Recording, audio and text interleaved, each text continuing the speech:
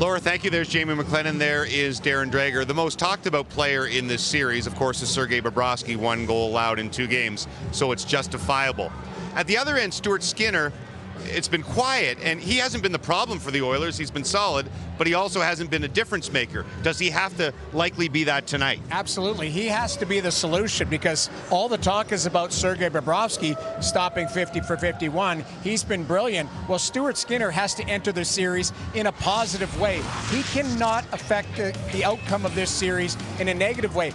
You have no margin for error, because Bobrovsky has not given up any bad goals. I mean, the 1 goal wasn't great to Ekholm, but outside of that, he's been brilliant. So Skinner cannot give the Florida Panthers any life. And on home ice, and especially against the Dallas Stars, he was a difference maker. He has to be, especially in Game 3. It was interesting listening to Leon Draisaitl at the podium today, who was asked about the Barkov hit and went out of his way to say several times, that's not me. Yeah. I have no history of doing this. I'm not a dirty player. I didn't intentionally try to injure him.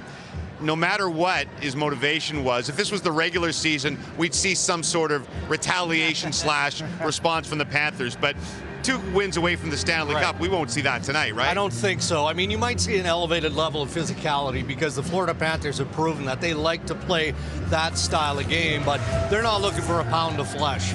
And Leon Draisaitl, again, he wanted to establish for the record that he did not try and intentionally hurt Sasha Barkov. Did he hit him up high? Was it a mistake? He was penalized for it, and it could have been costly. There's no doubt about that. But I do expect guys like Sam Bennett and overall the Florida Panthers to up that part of their game. Sam Bennett had 11 hits in Game 1 of this series.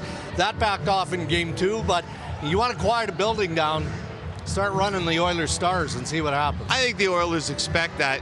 What's probably more concerning for Edmonton is they're down 0-2 in the series, and Sam Reinhart and Matthew Tkachuk, arguably the 2 most potent offensive players for the Panthers, really haven't done much. That's the scary part if you're an Edmonton Oilers fan, is you might see a Matthew Tkachuk night or a Sam Reinhart night, because they're capable of doing it. Let's not forget that Matthew Tkachuk has a long history in Alberta, the Battle of Alberta.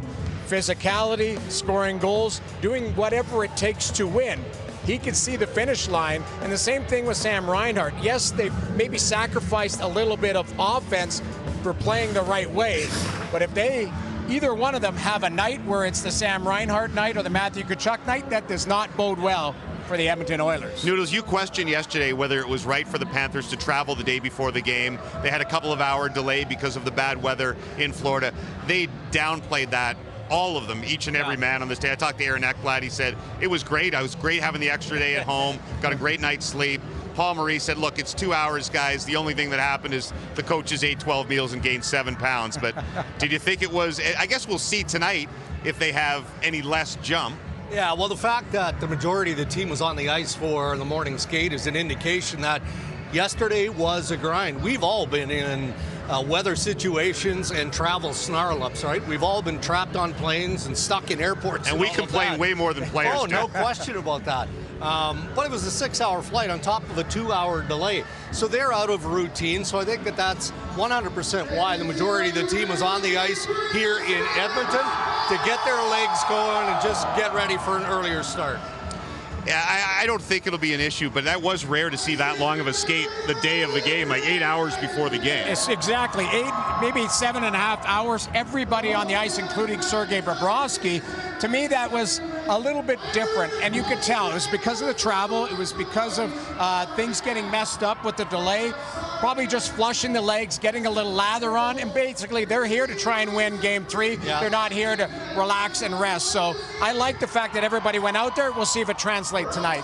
Historically, we know the Oilers are in a hole. What they have to do is difficult, but it's not impossible. It's been done 5 times, teams coming back from down 0-2 in a Stanley Cup Final. Of course, most recently by the Boston Bruins in 2011 against the Vancouver Canucks. And I chatted with Roberto Luongo today, who also, of course, has awful memories from 2011, and he reminds his team frequently, because of his experience, that halfway is still a long way to go.